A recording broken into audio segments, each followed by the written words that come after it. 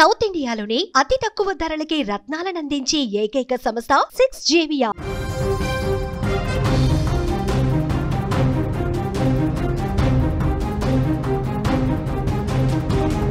KPHB భార్యాభర్తల ఆత్మహత్యలో కీలక మలుపు చోటు చేసుకుంది. ఆత్మహత్య యత్నంలో భార్య యూటర్న్ తీసుకుంది.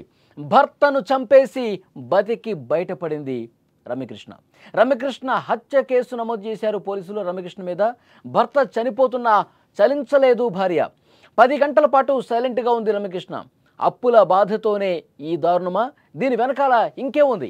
భార్య మాటలను పోలీసులు ఇంకా నమ్మడం లేదు. సాంకేతిక ఆధారాల మీద పోలీసులు ఫోకస్ పెంచారు. హైదరాబాద్లో సంచలనం సృష్టించిన భార్యాభర్తల కేసులో రోజుకొక కొత్త ట్విస్ట్ బయటకు వస్తోంది. కేపీహెచ్బీ పోలీసులు జరుపుతున్నటువంటి దర్యాప్తులో అనేక అనుమానాలు, విస్తుపోయే వాస్తవాలు ఇప్పుడు బయటకు వస్తున్నాయి. 3 రోజుల క్రితం ఒక విషాద ఘటన ఆత్మహత్య యత్నంగా మొదలైనటువంటి ఈ కేసు ఒక మిస్టరీగా ఇప్పుడు తయారైంది. అప్పుల బాధలు తట్టుకోలేక కత్తితో గొంతు కోసుకున్న ఈ దంపతుల కథలో భర్త మరణానికి భార్యే కారణమనే అనుమానాలు బలపడుతున్నాయి. అయితే ఈ కేసులో పోలీసులు అనేక కోణాల్లో దర్యాప్తు చేస్తున్నారు.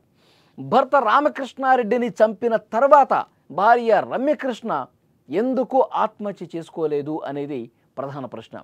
ఇద్దరు కలిసి ఆత్మహత్య చేసుకోవాలని నిర్ణయించుకున్నప్పటికీ భర్త మరణించిన తర్వాత ఆమె తన నిర్ణయాన్ని మార్చుకోవటం వెనుక ఏదైనా కారణం ఉందా అనే కోణంలో పోలీసులు కూపీలాగుతున్నారు. భర్త ప్రాణాలు గాల్లో ఒకవైపు కలిసిపోతుంటే అంబులెన్స్కు ఫోన్ చేయకపోవటం, పోలీసులకు సమాచారం ఇవ్వకపోవటం అనేక అనుమానాలకు తావిస్తున్న పరిస్థితుంది. ఈ ఘటన జరిగిన తర్వాత పోలీసులు అక్కడికి వచ్చారు. ఆ ఘటనా స్థలాన్ని పరిశీలించారు.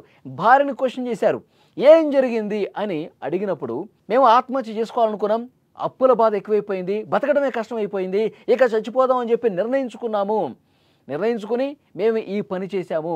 నేనే నా భర్త గొంతు కోశాను, తర్వాత నేను కూడా చచ్చిపోదాం అనుకున్నాను, కానీ నాకు ధైర్యం సరిపోలేదు. నా భర్త చనిపోయాడు, నేను కూడా చనిపోదాం అనుకునే సమయానికి నాకు ధైర్యం సరిపోలేదు. నేను గొంతు కోసుకున్నాను కానీ ధైర్యం సరిపోక అలాగే ఉండిపోయాను. ఆ షాక్లో ఇంకా నేను ఉండిపోయాను. నా భర్త చనిపోయాడని చెప్పి ఆమె పోలీసులకు చెప్పింది. కానీ పోలీసులు ఇంకా ఈ విషయాన్ని నమ్మటం లేదు. దీని వెనకాల ఇంకో ఏదో రీజన్ ఉంది. భర్త చనిపోయినప్పుడు నిజంగా కలిసి చనిపోవాలి అనుకున్నప్పుడు భార్య కూడా గొంతు కోసుకొని చచ్చిపోతుంది. కానీ ఎందుకు ఆ విధంగా జరగలేదు? దీని వెనకాల కారణం ఏంటి? భర్త కొన ఊపిరితో కొట్టుమిట్టాడుతున్న సమయంలో కూడా ఓకే, తను యూటర్న్ తీసుకుంది, తను చనిపోవద్దు అనుకుంది. మరి భర్త గొంతు కోసినప్పుడు తను ఆ రక్తపు మడుగులో పడి కొన ఊపిరితో ఉన్నప్పుడు కనీసం బతికించాలన్న ఆలోచన రావాలి కదా, కనీసం అంబులెన్స్కి ఫోన్ చేయాలన్నటువంటి ఆలోచన రావాలి కదా, తర్వాత పోలీసులు కంప్లైంట్ చేయాలన్నటువంటి ఆలోచన రావాలి కదా. ఇదేమీ లేకుండా దాదాపు 10 నుంచి 15 గంటల పాటు అదే రూమ్లో అదే విధంగా ఉండటాన్ని ఏ విధంగా చూస్తారు? భర్త చనిపోయిన తర్వాత అదే రూమ్లో పడుకుంది 10 గంటల పాటు. అంటే దీని వెనకాల ఏంటి రీజన్? అంటే ముందే ఒక ప్లాన్ ఏమన్నా వీళ్ళు గీసుకుందా? భార్య రమ్యకృష్ణ ముందు ఒక ప్లాన్ ప్రకారం ఆత్మహత్య వైపు భర్తను కూడా నడిపించి ఆ తర్వాత తాను చనిపోయాక యూటర్న్ తీసుకుందామని ముందే ఒక ప్లాన్ అనుకుందా? దాంట్లో భాగంగానే ఈ వ్యవహారం మొత్తం నడిపించిందా? అప్పుల బాధ కాదు, అసలు వేరేమీ ఏవీ కాకుండా ఒక కొత్త కోణం ఏమైనా ఉందా? దాంతోనే ఈ విధంగా చేసిందా? పోలీసులు ఈ కోణాల్లో కూడా దర్యాప్తు చేస్తున్నటువంటి పరిస్థితి ఉంది. ప్రస్తుతం ఆమెకు సంబంధించిన కాల్ డేటా కావచ్చు, ఆమె గత కొన్ని రోజులుగా ఎవరెవరితో మాట్లాడారు, ఆమె కదలికలు గత కొన్ని రోజులుగా ఏ విధంగా ఉన్నాయి, అన్నీ కూడా క్షుణ్ణంగా పరిశీలిస్తూ ఉన్నారు. వేరే కోణాలు ఏమైనా ఉన్నాయా ఈ కేసులో ఆరా తీస్తున్నటువంటి పరిస్థితి ఉంది. 4 రోజుల క్రితం జరిగినటువంటి ఈ ఘటన హైదరాబాదులో సంచలనం సృష్టించిన పరిస్థితి ఉంది.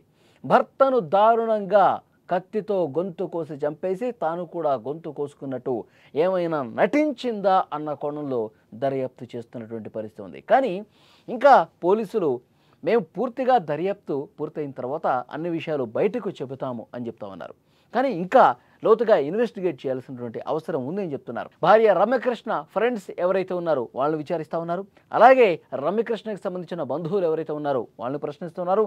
ఆ ఇంటి చుట్టుపక్కల ఎవరైతే ఉన్నారో రామకృష్ణారెడ్డి సన్నిహితంగా మెలిగేవారు ఎవరైతే ఉన్నారో రామకృష్ణారెడ్డి ఫ్రెండ్స్ కావచ్చు, వాళ్ళ కుటుంబ సభ్యులు కావచ్చు, అన్నీ ఆరా తీస్తున్నారు.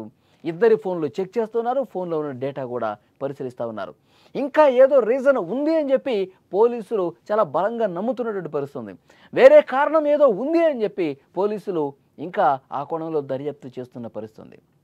సో డెఫినెట్గా ఇవన్నీ కూడా బయటకు రావాల్సినటువంటి అవసరం ఉంది. ఇంకా ఆసుపత్రుల్లోనే ఉంది. స్వల్ప గాయాలతో బయటపడ్డ భార్య రమకృష్ణ ఆసుపత్రిలో చికిత్స తీసుకుంటోంది. ఆమె మీద అనుమానం ఉన్న నేపథ్యంలో భర్తను చంపింది కాబట్టి హత్య కేసు ఆమె మీద నమోదయ్యే అవకాశం కనిపిస్తుంది. ఇంకా ఆధారాలు కూడా పూర్తిగా సంపాదించే పనిలో పోలీసులు ఉన్నారు.